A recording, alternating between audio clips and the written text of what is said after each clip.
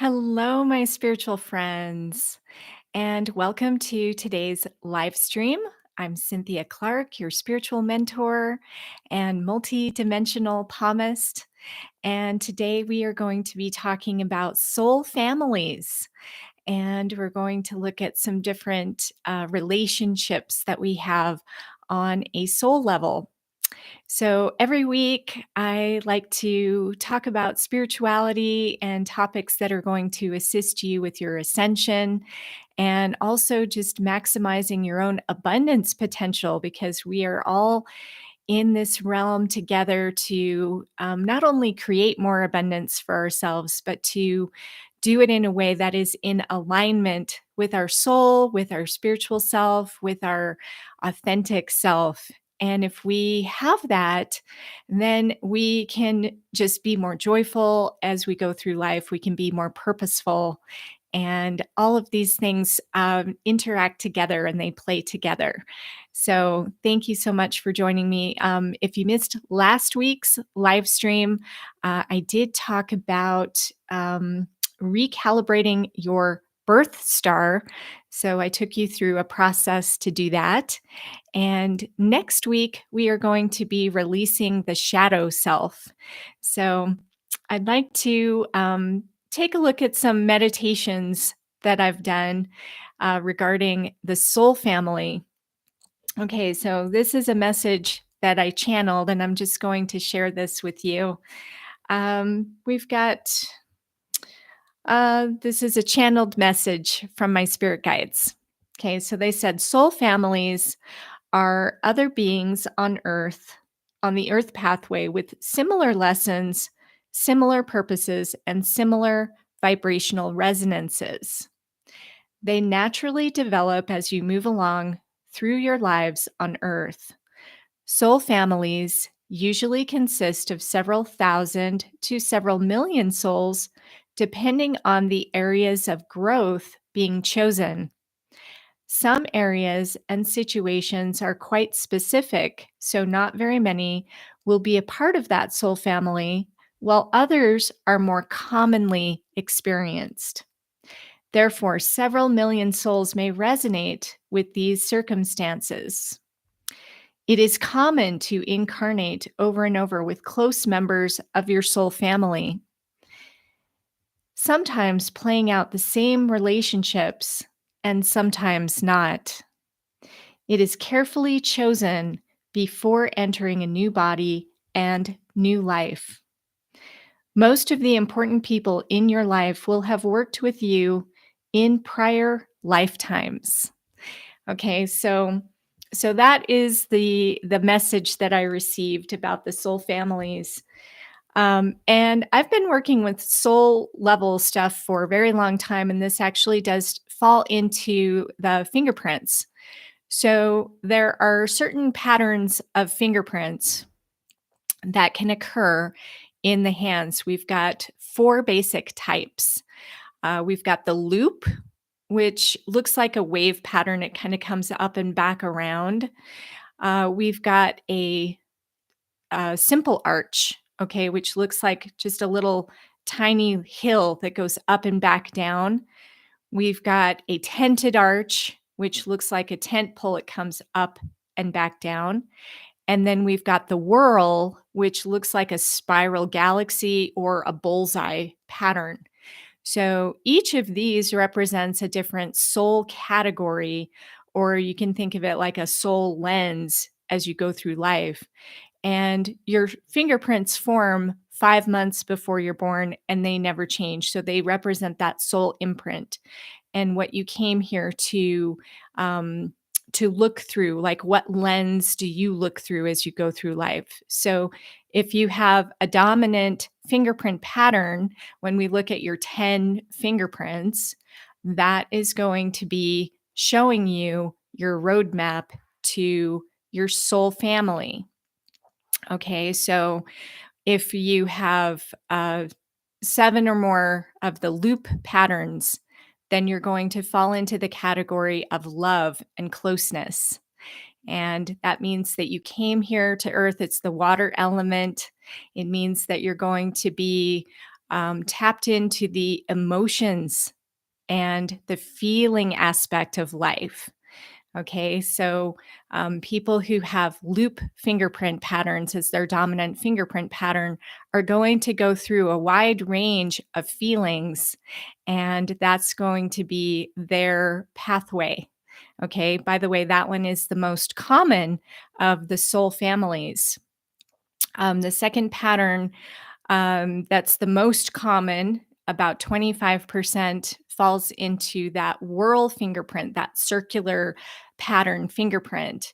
And that is going to be in the school of service. So that's representing people who come to Earth and they want to be the helpful type people. They want to serve. They have a calling or a mission that is in the realm of service, and they go through patterns of learning the difference between that serving the self is important and serving others is important, and finding the balance between those two.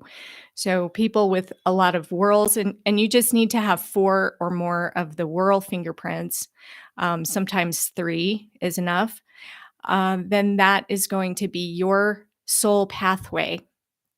So if you have the arch pattern, which is just that little hill that comes up and back down, that is the simple arch.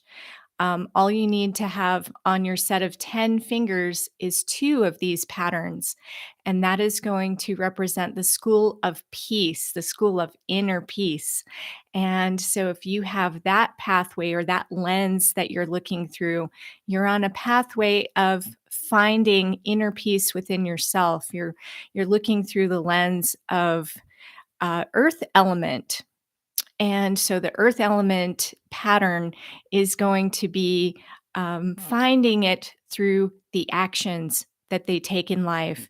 And they're looking through the patterns of their crisis situations, their challenges, their chaos. And they're finding the balance to come back into peace. Okay, so that's the school of peace. And then we have the tented arch, which is the little tent pole that comes up and back down. That is representing the fire element, because it looks kind of like a flame. Like when you look at the pattern, it's the little tent pole goes right up in the middle of the print. And that is the school of wisdom. And so people with the school of wisdom are going to be connected to seeking out information. They're the teachers and the students of the world. They're the ones who are curious about how things work and what's going on. And they tend to be the ones who look for that esoteric knowledge and information to come back and assist them. So that is the 4 soul families that we have when we inhabit a body on Earth. So you can identify your soul family through those lenses of the fingerprints and the dominant fingerprints. So if you have the people who have the whorls in life, they're going to be in that service family, that air element. The people with the arches are going to have their little soul family. Okay, so we all have those patterns that are going to show up in the fingerprints. And it's good to identify who's around you so that you can understand their lens. And it also can help you in your abundance, because if you know what your patterns are in your fingerprints, then you can know how to move forward in your life. And it's a roadmap for you, right? So that's what's so beautiful about understanding your map and what it's guiding you to pay attention to. And it can also show you where your blocks are in the different areas.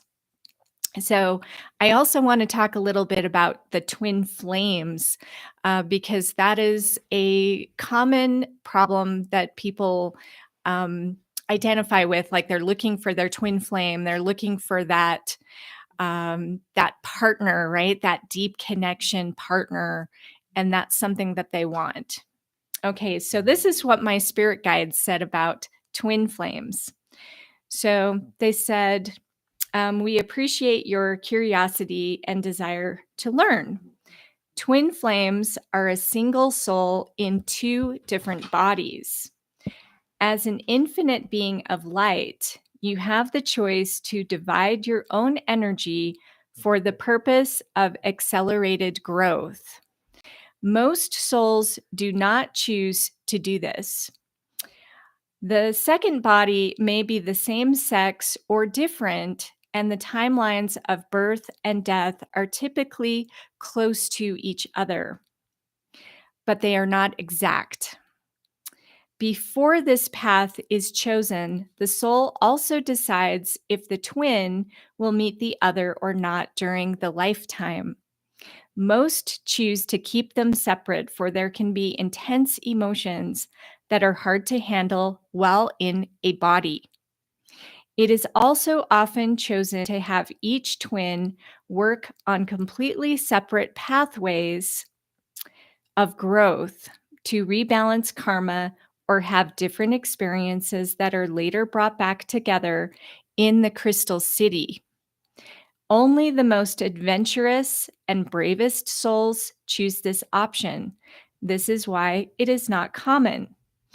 Okay, so when you think about your soul, what this is talking about is that we want to have an accelerated growth. And so we split our soul so that we can come in and have two different experiences simultaneously.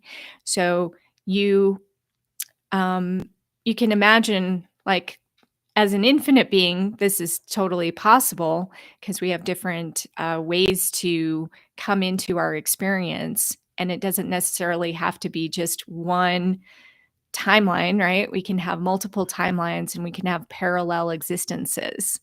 So that's what this is saying.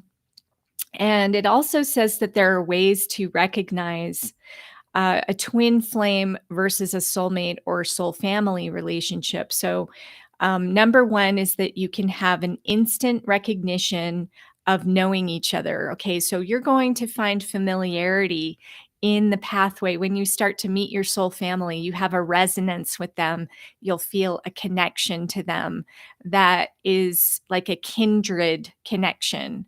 Okay, so this applies to any of the soul families or soulmate relationships. They just feel comfortable, right?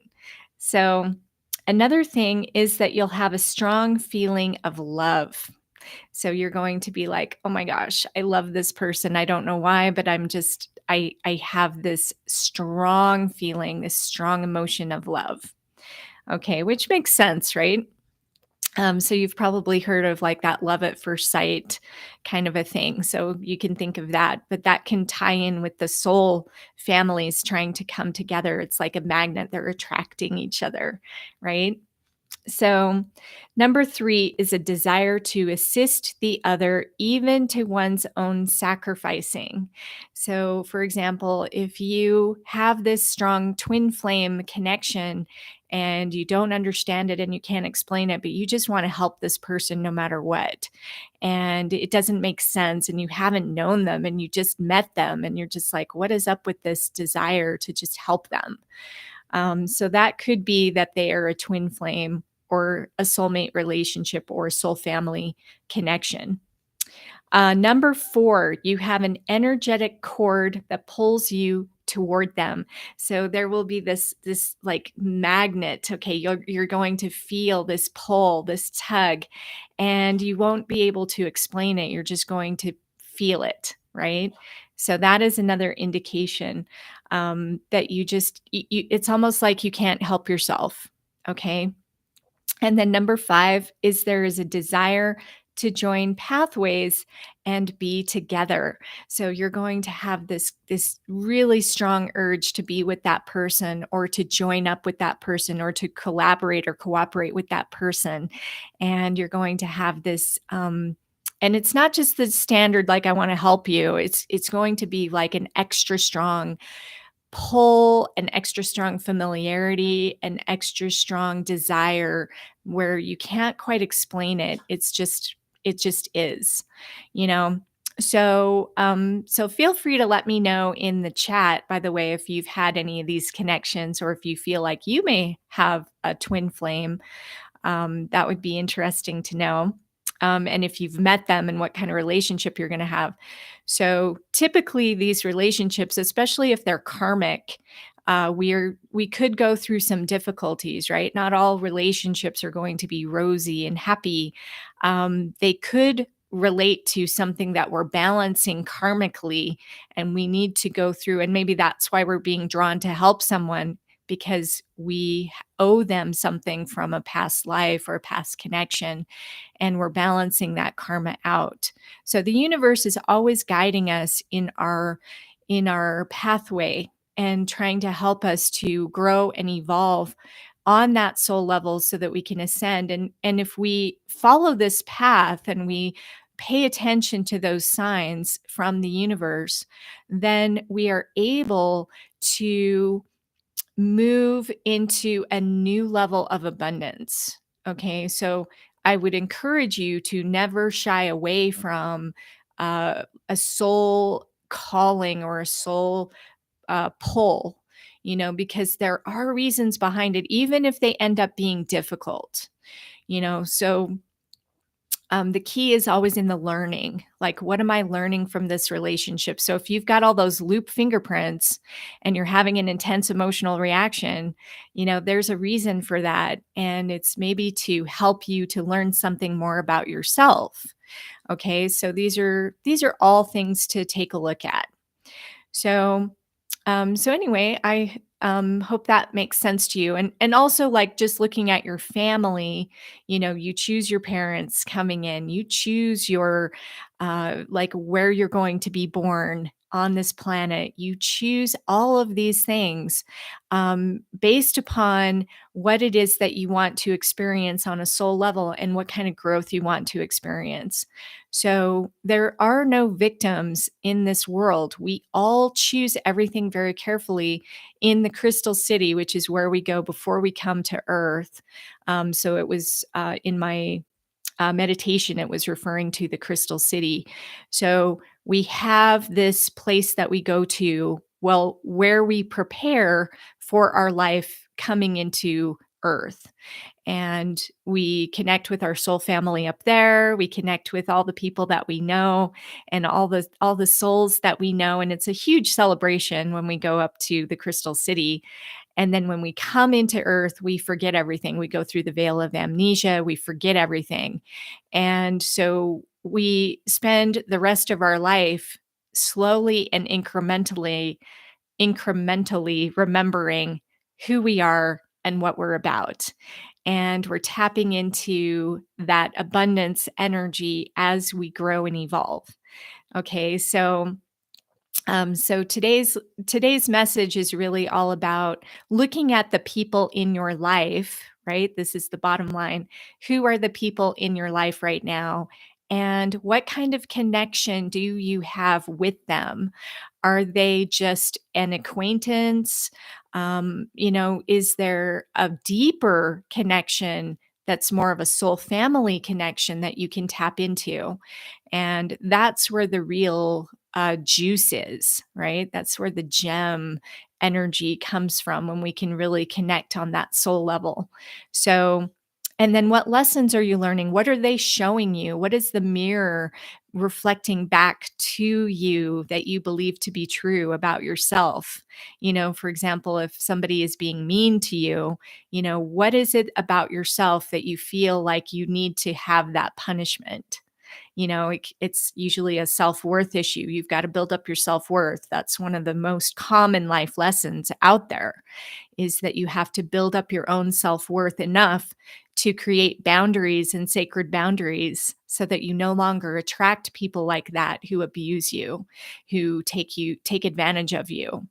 All right. So these are really, really key things that we can look at in these relationships.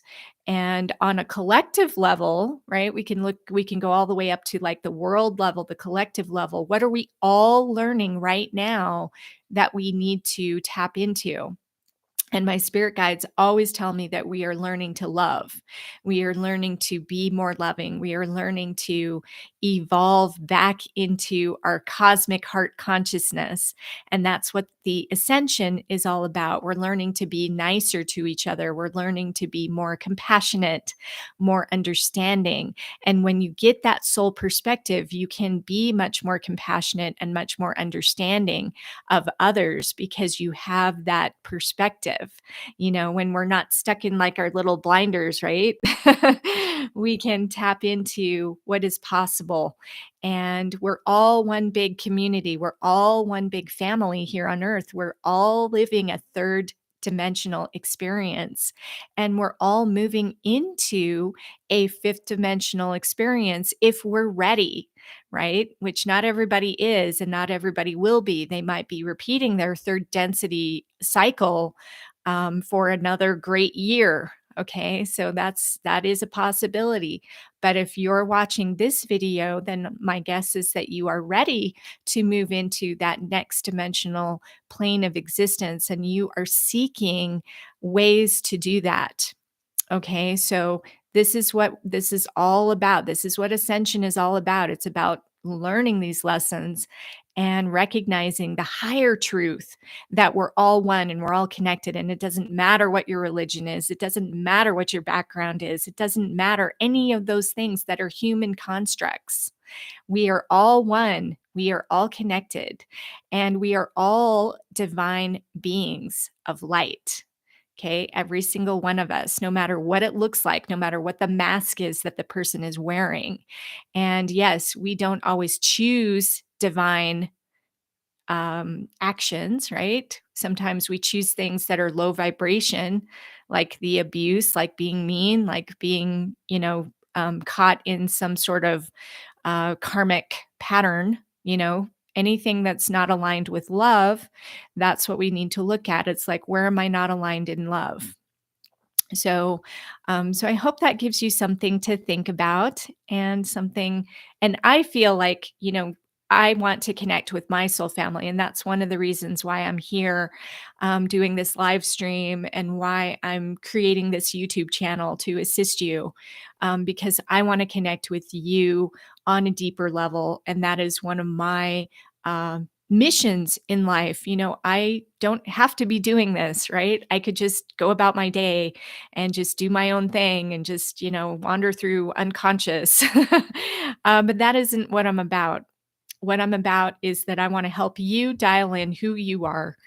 I want to help you dial in your abundance. I want to help you be the best version of yourself, the most authentic version of yourself, so that you can actually help other people and impact other people. And as we all grow together, we're all on the ascension path together and we're all elevating each other up. And that is the ultimate goal, right? So, so if you're interested in learning more, I do encourage you to go to my website, ascension17.com. I've got some free training there where you can do some abundance training and it will help you to get to the next level in your own stage of your evolution in your abundance pathway. And that's really what I wish for all of you. So, please join me next week. We're going to be talking about the shadow self, and we're going to be releasing some of that negativity, which is really important because if we're holding on to the vibration of stress and fear, that's just going to keep us stuck. So next week we're going to do a process where we release that. So until next week, I wish you infinite abundance and have a beautiful day, everyone.